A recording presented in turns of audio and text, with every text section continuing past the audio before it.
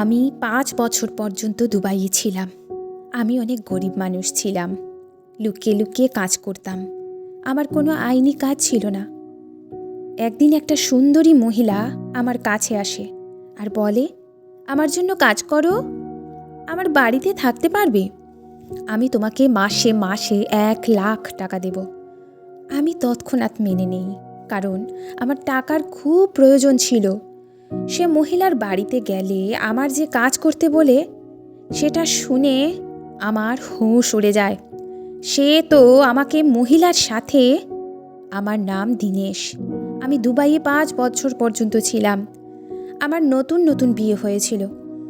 মা ১ সপ্তাহ পর নানা রকম কথা শোনাতে শুরু করে, বলে যে তোমার বিয়েতে অনেক টাকা খরচ হয়ে গেছে, অনেক টাকা ধার করতে হয়েছে, এখন তোমাকেই এই টাকা শোধ করতে হবে, আর বোনেরও তো বিয়ে দিতে হবে। মা বলল যে তোমার বিয়ে এই জন্য আগে দিয়েছি যাতে তুমি পড়তে বলতে না পারো, যে তুমি ছেলে বলে তোমার বিয়ে পরে দিয়েছি, কিন্তু বিয়ে দিয়েছি বলে বউয়ের আঁচলের তলায় বসে থাকবে, কোনো কাজ করবে না, এটা হবে না। বাইরে যাও, বোনের জন্য পয়সা জমাও, বোনের বিয়ে হয়ে যাওয়ার পর বউকে নিয়ে আলাদা থাকো, যা ইচ্ছে করো, আমার তাতে কোনো সমস্যা নেই। কথা তার ঠিক ছিল। আমি ৩ বোনের একটা মাত্র ভাই ছিলাম। শুধু যদি সংসার চালাতে হতো তবে আমি বিহারের যে কোনো একটা কাজ করে নিতাম, কিন্তু বোনের বিয়েও দিতে হতো, আর বউয়ের খরচাও ছিল। সেই জন্য দুবাই চলে গেছিলাম। আমি বাড়ি থেকে আসার সময় ভেবেছিলাম যে অনেক সহজ হবে কাজ করা, ৩-৪ ঘন্টা কাজ করার পর পয়সা পেয়ে যাব। কিন্তু এখানে এসে মনে হয় নিজের বাড়ির শুকনো রুটিতেই শান্তি আছে। অন্তত মানুষ তো সম্মানের সাথে বাঁচতে পারবে। আমার দুবাইতে থাকার ৫ বছর হয়ে গেছিল। আমি এখনও নিজের কাগজপত্র বানাতে পারিনি। আমার কাছে এত পয়সা জমা হতো না। যা একটু পয়সা জমা হতো সেটা বাড়িতে পাঠিয়ে দিতাম। এরপরও বাড়ি থেকে বলতো, এই পয়সায় ঘর চলছে না। বউয়ের সাথে কথা বললে সে কাঁদতো। সে এটাই বলতো, বিয়ের মাত্র ১ সপ্তাহ পর নতুন বউকে কে ছেড়ে চলে গেলে। আর এখন ৫ বছর হয়ে গেল, কোনো সন্তানও নেই আমার। এই ৫ বছর আমার কিভাবে কেটেছে সেটা শুধুমাত্র আমি জানি। তুমি আর যৌবনকে নষ্ট করে দিয়েছ, আমার জীবন নষ্ট করে দিয়েছ। আমি তোমাকে কখনো ক্ষমা করব না। তুমি ফিরে এলেও তোমাকে ক্ষমা করব না। আমি অনেক চিন্তিত থাকতাম। কোনোভাবে আমার কাগজপত্র তৈরি হয়ে গেলে, আমি এতটা শিক্ষিত ছিলাম, আমি যে কোনো চাকরি করতে পারতাম যাতে আমার সংসার চলে যায়, আর ফিরে যাওয়ার টিকিট এর পয়সাও হয়ে যেত। কিন্তু সব সমস্যা কাগজপত্রে ছিল, যার জন্য অনেক পয়সা লাগতো। সময় হাত থেকে চলে যাচ্ছিল, কিচ্ছু করতে পারছিলাম না আমি। এত পরিশ্রম করার পরও এইটুকু টাকাও হতো না যতটা বিহারে থাকলে আমি উপার্জন করতে পারতাম। কখনো কখনো মনে হতো বিহারে ফিরে চলে যাই, মজুরের কাজ করে নেব, কিন্তু এখানে থাকবো না। কি করব কিছুই বুঝতে পারতাম না। কিন্তু এখানে এমন কেউ আমার চেনা ছিল না যে আমাকে টিকিটের টাকা দেবে যাতে আমি ফিরে যেতে পারি। সবাই ভাবতো আমি হয়তো পালিয়ে যাব। এই ব্যাপারে আমার আর কিছুই করার ছিল না। একদিন একটা বাস স্ট্যান্ডে বসেছিলাম। রাতের সময় ছিল, ঘরেও যেতে পারছিলাম না, কারণ যে ঘরটা ভাড়ায় নিয়েছিলাম তার ভাড়া দেওয়ার ছিল। আমার কাছে ১ পয়সাও ছিল না। কিছুদিন পর একটা মহিলা সেখানে আসে। মহিলাটা অনেক লম্বা ছিল, দেখতেও অনেক সুন্দর লাগছিল, কিন্তু সেই সময় কোনো কিছুই আমার চোখে লাগছিল না। সে বলল, তোমাকে চিন্তিত লাগছে? এখানে কিছু মানুষ ইংরেজি বলতে জানে, তাদের ভাষা আলাদা হলেও তারা ইংরেজি বলতে জানতো। আমি জিজ্ঞেস করলাম, তোমার ইংরেজি ভাষা তো অনেক পরিষ্কার। তখন সে বলল, আমি ৭ রকম ভাষাতে কথা বলতে পারি, আর ইংরেজি ভাষা আমার বাবাও বলতেন, আর আমার কাজটাই এমন। আমি বললাম, কি কাজ? তখন সে হেসে বলে, তুমি কাজ করবে, কারণ যেভাবে তুমি বসে আছো তাতে তোমাকে দেখে অনেক চিন্তিত লাগছে। আর আজকাল যে কোনো সমস্যার সমাধান হচ্ছে পয়সা। পকেটে পয়সা থাকলে মানুষ কখনো এইভাবে বসে থাকে না। আমি তাকে বললাম, তুমি ঠিক বলছো, আমার সত্যিই পয়সার খুব দরকার, কিন্তু এমন কোনো কাজ পাচ্ছি না যেটা দিয়ে আমার প্রয়োজন মিটবে। মহিলাটা বলল, আমিও এমনই একটা মানুষ খুঁজছি যে সমস্যার মধ্যে আছে, কারণ এই সমস্ত লোক অনেক পরিশ্রমী হয়। তুমি আমার সাথে আমার বাড়ি চলো, আমি তোমাকে কাজ দেব। আমি বললাম, তুমিও আমার নাম পর্যন্ত জিজ্ঞাসা করনি, তাহলে কি করে কাজ দেবে? এখানে এইসব ব্যাপার খুব স্বাভাবিক, কারণ এখানে লোক সোজাসুজি কথা বলে। সে বলল, তোমার নামও জেনে নেব। আমি বললাম, কী রকম কাজ করতে হবে? যদি তুমি আমাকে নিজের বাড়িতে কাজ করার জন্য বলো তবে আমি দুঃখিত। আমি আগেও একজন লোকের বাড়িতে কাজ করেছি, তারা খুব অদ্ভুত ছিল। অনেক কাজ করাতো এবং ঠিক করে পয়সা দিত না। একজন মহিলা ছিল, সে আমাকে দিয়ে অনেক কাজ করাতো, তারপরেও বাধ্য হয়ে আমি কাজ করতে থাকি। তারপর আমি জানতে পারি সে আমাকে এমন একটা থালায় খেতে দিত যেখানে সে কুকুরদের খেতে দিত। আমি তখনই কাজ ছেড়ে দেই আর তখনই ঠিক করি এই ধরনের কাজ আমি আর কখনো করব না। সে বলল, চিন্তা করো না, এরকম কোনো কাজ নয়। আমার বাড়ির কাজ করার জন্য আগে থেকে 2-3 জন চাকর আছে। তোমাকে আমার জন্য কাজ করতে হবে, আমার বাড়ির কোনো কাজ নয়। আমার সাথে তুমি থাকবে। কাজের কথা আমি তোমাকে বাড়িতে গিয়ে বলবো, চিন্তা করো না। আমি জিজ্ঞাসা করলাম, আমি কত টাকা পাবো? আমি আগে অনেক জায়গায় ধোঁকা খেয়েছি, সেই জন্য টাকার কথা আগে জিজ্ঞাসা করলাম। কারণ টাকার জন্যই তো মানুষ কাজ করে। নিজের পরিশ্রমের টাকা চাইতে লজ্জার কিছু নেই। সময় মতো নিজের পরিশ্রমের টাকা চাওয়া তো ভুল কিছু নয়। সে বলল, আমি তোমার 1 মাসে 1 লাখ টাকা দেব। এই কথা শুনে আমি চমকে গেলাম। আমি হ্যাঁ বলে দিই, কারণ 1 লাখ টাকা কম নয়। 1 লাখ টাকা পেলে আমি বাড়িতে টাকা পাঠিয়ে আর নিজের খরচের পরও আমার কাছে অনেক টাকা বেঁচে যাবে। তাহলে আমার বোনদের বিয়ে 1 বছরের মধ্যে হয়ে যাবে। তারপরে আমি আমার বাড়ি ফিরে যেতে পারবো। আমি তাকে বলি যে আমি তোমার জন্য কাজ করব। একটাই কথা আমি জিজ্ঞাসা করেছিলাম, পয়সা ঠিকভাবে দেবে তো? তখন সে বলে, হ্যাঁ হ্যাঁ, তোমার জন্য এই পয়সা অনেক বেশি, কিন্তু আমার জন্য এই পয়সা সামান্য। রাস্তায় যেতে যেতে সে আমার নাম জিজ্ঞাসা করে আর এটাও জিজ্ঞাসা করে আমি কোন দেশের বাসিন্দা। তারপর বলে, চলো ঠিক আছে, আমি তোমাকে ভরসা করি। সে আমাকে একটা ঘর দেখিয়ে দেয় যেটা 2য় তলায় ছিল। ঘরের সাথে একটা বাথরুমও ছিল। সে বলল, তুমি এখানে থাকতে পারো। আমি জিজ্ঞাসা করলাম, কাজটা কি? তখন সে বলল, তোমার কাজ খুব তাড়াতাড়ি তোমাকে বুঝিয়ে দেয়া হবে। তোমাকে নিজের অবস্থা আগে ঠিক করতে হবে। আমি নিজেকে দেখছিলাম, যখন আমি বিয়ে করে এসেছিলাম তখন আমার বয়স শুধুমাত্র 22 বছর ছিল। এখনও আমার বয়স বেশি নয়, আমি 27 বছরের একজন যুবক ছিলাম। কিন্তু চিন্তার জন্য আমাকে দেখতে 30 বছর বয়সী লাগতো। লোকে নিজেদের খেয়াল রাখে, আমি ততটাও রাখতাম না। লোকের চিন্তার জন্য অবস্থা খারাপ হয়ে যায়। সে বলল, আগে তোমার পোশাক আর শরীর ঠিক করতে হবে। তোমাকে অনেক সুন্দর দেখতে হবে, কারণ কাজটাই এমন। তখন আমি ভাবলাম যে হয়তো কোনো পাবলিক ডিলিংয়ের কাজ হবে, কারণ এর জন্য নিজেকে সুন্দর দেখানো প্রয়োজন। একদম টিপটপ হওয়ার দরকার, কারণ মানুষের পোশাক দেখেই সেই মানুষটার সম্বন্ধে প্রাথমিক ধারণা করা হয়। আমি বললাম, ঠিক আছে, তুমি যা বলবে তাই হবে। সে মানুষ মাসে 1 লাখ টাকা মাইনে দিচ্ছে, সে যদি বলে 1 পায়ে দাঁড়িয়ে যাও, তবে তুমি 1 পায়ে দাঁড়িয়ে যাবে। 5 বছরে আমি প্রথমবার শান্তিতে ঘুমিয়েছিলাম। এর আগে আমি যেখানে কাজ করতাম সেখানে এক ঘরে 8 জন ঘুমাতো। এটা আমরাই জানতাম যে কি করে রাত কাটতো। এখন আর মাথায় আর কোনো চিন্তা নেই, পয়সার কোনো চিন্তা নেই। এতগুলো পয়সা দিয়ে আমার তো সব চিন্তা দূর হয়ে যাবে। 6-7 মাস পর আমি আমার বউয়ের সাথে দেখা করতে যেতে পারবো। কিন্তু আমি তাদের এখনও এই ব্যাপারে কিছু বলিনি। পয়সা পাঠিয়ে দেব আর বলবো ভালো কোনো চাকরি পেয়ে গেছি। তারা এই কথা নিজেরাই বুঝতে পেরে যাবে। আমার বউয়ের খুব একটা টাকা পয়সা নিয়ে মাথা ব্যথা ছিল না। সে শুধু বলতো, তুমি ফিরে এসো। না জানি আমার বাড়ির লোক তার সাথে কী রকম ব্যবহার করে। সে কিছু বলতোও না। আর আমার কাছে এত পয়সা হতো না যে তাকে বারবার ফোন করব। এখন থেকে ফোন করলে অনেক টাকা লাগে। পরের দিন আমাকে সকাল সকাল ঘুম থেকে তুলে দেয়া হয়। আমার ঘুম ভালো হয়েছিল, সেই জন্য ঘুম পুরো হয়ে গেছিল। সেই মহিলা আমাকে একজন লোকের সাথে দেখা করায়। সে বলে, আজ থেকে আমি তোমার ট্রেনার, তোমার দেখাশোনা করব। আমি জিজ্ঞাসা করলাম, কেন ট্রেন করবে? সে বলল, তোমাকে ফিট করতে হবে। মহিলার কথায় আমাকে একটা ঘরে পাঠিয়ে দেয়া হয়, যেখানে আমার চুলের রং পাল্টে দেয়া হয়, আমার হাত পা পরিষ্কার করে দেয়া হয়, আমার দাড়িও পরিষ্কার করে দেওয়া হয়। আমি আগের থেকে অনেক বেশি সুন্দর দেখতে লাগছিলাম। কিন্তু ট্রেনার সাহেব আমাকে দিয়ে সারাদিন কসরত করায় আর অনেক নতুন পোশাক দেয়।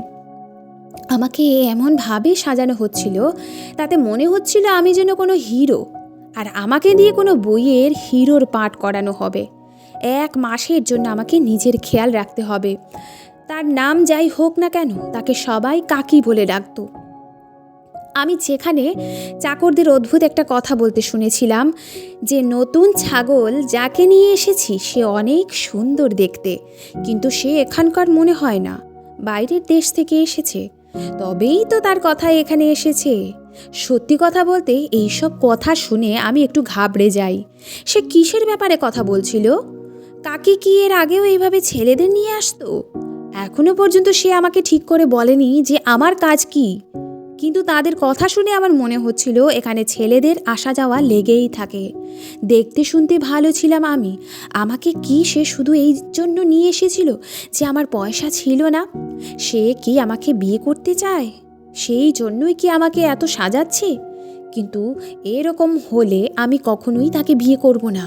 সে আমাকে 1 লাখের জায়গায় 4 লাখ দিলেও না, কারণ আমি বিবাহিত ছিলাম।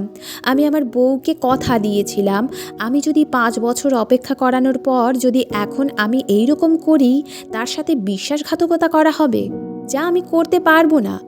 এরকম করলে আমার থেকে খারাপ মানুষ আর একটাও হবে না। প্রথমেই আমার জীবনে এত সমস্যা ছিল, কিন্তু আমার মনে হতো না যে সে আমাকে বিয়ে করতে চায়। তার কাছে পৃথিবীর সব জিনিস ছিল, ধন সম্পত্তি, বাড়িঘর ছিল, পয়সা ছিল, চাকর ছিল। সে একটা রাস্তা থেকে তুলে আনা মানুষকে কেন বিয়ে করবে? একবার দেখেই সে আমাকে ভালোবাসবে না নিশ্চয়ই। আর এরকম তো শুধু ভালোবাসাই হয়। এর মানে আমি ভুল ভাবছিলাম। সে আমাকে সাহায্য করেছিল। তার ব্যাপারে এই রকম ভাবা আমার উচিত নয়। সমস্যা আর দারিদ্রতায় আমি 5 বছর, মনে হতো 25 বছর কাটিয়েছি, কিন্তু ভালো পরিবেশে 1 মাস কি করে কেটে গেল বুঝতেই পারলাম না। নিজেকে দেখে আমি অবাক হয়ে গেলাম। আমি কি হয়ে গেছি? আমি অনেক সুন্দর ও হ্যান্ডসাম দেখতে লাগছিলাম। কাকিকে ডাকা হলো জিজ্ঞাসা করার জন্য যে আমাকে কেমন দেখতে লাগছে। আমি অনেক দামি পোশাক আর জুতো পরেছিলাম, আর আমি এমন ভাবে দাঁড়িয়েছিলাম কেন মনে হচ্ছিল আমাকে বলা হয়েছে এমনভাবেই দাঁড়াতে। ট্রেনার এসে কাকিকে বলে, দেখেছো আমি কি করে দিয়েছি? সে বলে যে তোমার উপর তো আমার প্রথম দিন থেকেই ভরসা ছিল, তুমি অনেক ভালো কাজ করেছো, একে তো অনেক বেশি সুন্দর দেখতে লাগছে। ট্রেনার বলে, তোমার তো জরুরি চোখ, তুমি হিরে ঠিক চিনে নেবে। কিন্তু সে বলে, হীরের রাস্তা দেখানোর লোক তো তুমি। আর তারপর সে বলে, এখন বলো কি মনে হচ্ছে, কত দূর চলবে? তখন সে বলে, কম করে 7,000 তো হবেই 1 সপ্তাহের। তখন সে বড় বড় দাঁত বার করে হেসে দিল। তখন সেই লোকটা বলে না 1 রাতের। তারপর তারা একসাথে হাসতে থাকে। আমি বললাম, এখন তো অন্তত আমাকে আমার কাজ বলে দাও। তখন বলে, এখন তোমাকে কাজ বুঝতে হবে না, কাজ করতে হবে, শুধু তৈরি হয়ে যাও। আর ট্রেনারকে বলল, একে ভালো পোশাক দাও যাতে তাকে দেখতে আরও ভালো লাগে। সন্ধেবেলা আমাকে আবার তৈরি করে দেওয়া হলো আর একটা বড় মলে নিয়ে যাওয়া হলো। সেখানে ছেলে মেয়েরা আমাকে এমনভাবে দেখছিল যেন দেখতে অনেক সুন্দর লাগছিল। তার কারণ আমার পোশাক আর জুতো ছিল যেটা অনেক দামি ছিল, আর দ্বিতীয়ত আমার সাথে 2 জন গার্ড ছিল। ট্রেনারও আমার সাথে সাথেই চলছিল, যে আমার গার্ড হিসাবে ছিল। সে আমার হাতে একটা জাম রঙের রুমাল দিয়ে দিয়েছিল। আমি বললাম, এটা কি? এমনভাবে ধরে রাখতে হবে যাতে সবাই দেখতে পায়। আমি বললাম, কেন? এটাই কি আমার কাজ? তখন সে বলে, তুমি ব্র্যান্ডের কাপড় পরেছো, আমি চাই লোকেরা তোমার দিকে দেখুক আর জিজ্ঞাসা করুক কোথা থেকে এই পোশাক কিনেছো। এইভাবে তার প্রচার হবে আর সবাই সেখান থেকে পোশাক কিনবে আর আমাদের দোকানের কথা জিজ্ঞাসা করবে, আর এইভাবেই দোকানদার আমাদের পয়সা দেবে। সেই পয়সা দিয়েই আমরা তোমাদের মাইনে দেব। তোমাকে রোজ নতুন নতুন পোশাক পরে মলে আসতে হবে। সবাই যেন মনে করে তুমি অনেক বড় লোক। এই জন্য আমরা তোমার জন্য নকল বডিগার্ডও এনেছি। এখন আমি এই কাজের ব্যাপারে বুঝতে পারছিলাম। আমি বললাম, এটা তো অনেক ভালো আর সোজা কাজ। মলের ভেতরে এসি লাগানো ছিল, তৈরি হয়ে এক ক্ষণার জন্য ঘুরে এত টাকা যা পাওয়া যাচ্ছিল, আমার তো ভাগ্য খুলে গেছিল। আমি তো অনেক ভালো কাজ পেয়ে গেছিলাম। কাকি এসে বলে, কাজ কেমন লাগছে? আমি তার গুণগান করতে শুরু করে দিই। আমি বললাম যে তুমি আমাকে অনেক ভালো কাজ দিয়েছো, এই কাজে তো একদম পরিশ্রম নেই, আর এত পয়সার পাওয়া যাবে। তুমি তো আমার জন্য ভাগ্যবান হয়ে এসেছো যে আমার সমস্যা এত সহজে সমাধান করে দিলে। আমি কি করে তোমার ঋণ শোধ করব জানি না, আমার কোনো অসুবিধা নেই। সে বলে, তুমি তোমার ঘরের নম্বর দিয়ে দাও, আমি তোমার বাড়িতে আগেই কিছু টাকা পাঠিয়ে দেব, কম করে অন্তত 50,000। আমি ভাবলাম তবে তো বাড়ির লোক অনেক খুশি হবে। আমি তাকে নিজের ঘরের ঠিকানা বলে দিলাম আর নাম্বারও। সে পয়সা পাঠিয়ে দিল, যেটা তারা কিছুদিন পর পেয়ে যাবে। আমি অনেক বেশি খুশি ছিলাম, আমার মুখে হাসি চলে এলো, আর আমি স্টাইল করে সেখানে থাকতে লাগলাম। আমি অশিক্ষিত ছিলাম না, আমার জন্য এটা কোনো নতুন ব্যাপার ছিল না। আমি বিহারেও ভালোভাবেই থাকতাম, হয়তো এত দামি পোশাক পরতাম না। আমি এভাবেই চলছিলাম। হঠাৎ একটা মহিলা এসে আমার হাতে রুমালের এক অন্য টুকরো হাত দিয়ে আমাকে বলল, চলো আমার সাথে। আমি বললাম, কোথায়? তখন সে বলল, চলো। এখন সে ইংরেজিতে কথা বলছিল। 5 বছরে আমি ইংরেজি বলা শিখে নিয়েছিলাম, কিন্তু সেই মহিলা যেভাবে কথা বলছিল সেটা আমার বোঝার বাইরে। সে আমার এক হাত ধরে আমাকে তার সাথে এমনভাবে নিয়ে যেতে শুরু করে যেন সে আমাকে কিনে নিয়েছে। ট্রেনারও পিছনে সরে গেছিল এবং সে বলল, যাও, চিন্তার কোনো কারণ নেই। সে আমাকে তার গাড়িতে নিয়ে এসে বলে, চলো যাওয়া যাক। আমি জিজ্ঞাসা করলাম, আমাকে কোথায় নিয়ে যাচ্ছ? আমি কিছুই বুঝতে পারছি না। সে বলল, তুমি হাতে জাম রঙের রুমাল নিয়ে দাঁড়িয়েছিলে, আর তুমি জানো না আমি তোমাকে কোথায় নিয়ে যাচ্ছি? জাম রঙের রুমাল তাহলে কেন তুমি ধরেছিলে? আমি বললাম, মানে? এর মানে কি? তখন সে আমাকে একটা কথা বলে যে যখন আগে দিন মেয়ে কেন হতো, তখন তাদের হাতে জাম রঙের রুমাল দিয়ে দেওয়া হতো। এই নিয়ম পরেও চলে আসছে, আর আজও যার ইচ্ছা পূরণ করার হয় তার হাতে রুমাল চিহ্ন হিসাবে ধরিয়ে দেওয়া হয়, সেটা মেয়ে কিংবা ছেলে হোক। জাম রঙের মানে আমি সেই জিনিসের জন্য ইশারা করছি, আর আমি কাজের জন্য রাজি। এই কথা শুনে আমার আত্মা কেঁপে ওঠে। সেই জন্য সে মহিলা আমাকে ধরে আর আমার পোশাক ঠিক করায়। আর সে যখন ট্রেনারকে বলছিল 1 রাতের জন্য 7,000, তাহলে তারা এই ব্যাপারে কথা বলছিল। আমি অবাক হয়ে গেলাম। আমি বললাম, আমাকে ক্ষমা করো, আমি এখানে এই কাজ করি না। তখন সে আমাকে অনেক বাজে কথা বলে আর বলে, এই কাজ যখন করবেই না তখন এই রকম পোশাক পরে সেজেছ কেন? আমি সেখান থেকে এত জোরে পালিয়ে যাই যাতে সেই মহিলা আমাকে ধরতে না পারে।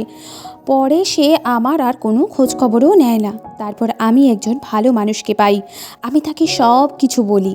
সে আমাকে অনেক সাহায্য করে আর বলে, আমি তোমাকে দেশে ফেরত পাঠাতে পারি, কারণ আমি প্রতি মাসে গরিবদের পয়সা দিই, আর আমি এইভাবেই লোকের সাহায্য করে থাকি। সেই মানুষের ভগবান ভালো করুক যে আমাকে দেশে ফিরতে পাঠিয়েছিল। ফিরে এসে নিজের মা, বোন আর বউয়ের সাথে দেখা করে আমি অনেক শান্তি পাই। বউয়ের সাথেও দেখা করি। আমার এই কথা ভেবে অনেক খুশি হই যে আমি তার সাথে কোনো বিশ্বাসঘাতকতা করিনি। যে পয়সা সেই মহিলা পাঠিয়েছিল, সেই পয়সাটা আমার বাড়ির লোক ব্যবহার করেনি। আমি ভাবি যে আমি এখানেই কাজ করব। সেই পয়সায় আমি কাজ করা শুরু করে দেই। আমরা গরিব লোক, আমাদের এইটুকু সমস্যায় অনেক সমস্যা চলে আসে। ভাবতে থাকি কি না জানি কি হবে, কিন্তু সবার মালিক একমাত্র উপরওয়ালা। আমার বোনের বিয়ে হয়ে গেছিল, আমাদের সন্তানও হয়ে গেছিল। 3-4 বছর অনেক কষ্টে কেটেছে, কিন্তু এখন জীবন ভালো হয়ে গেছে। আমি ভাবতে থাকি জীবনের 5 বছর সমস্যায় কাটিয়েছি আর নিজের বউকে অপেক্ষা করিয়েছি। আমি এটা বলছি না যে কেউ বিদেশে যেও না, কিন্তু এইসব কথা মাথায় নিয়ে যেও, কারণ সেখানে তোমার সাথে যা খুশি হতে পারে। আমি শিক্ষিত ছিলাম, বোঝদার ছিলাম, তারপরও এই পরিস্থিতিতে ভয় পেয়ে গিয়েছিলাম আর বাইরে যাওয়ার কথা চিন্তা করেছিলাম। কিন্তু এখন আমার জীবনে সব কিছু ঠিক হয়ে গেছে, আর এখানেই আমি সব কিছু ঠিক করে সুখে সংসার করতে থাকি। ধন্যবাদ বন্ধুরা।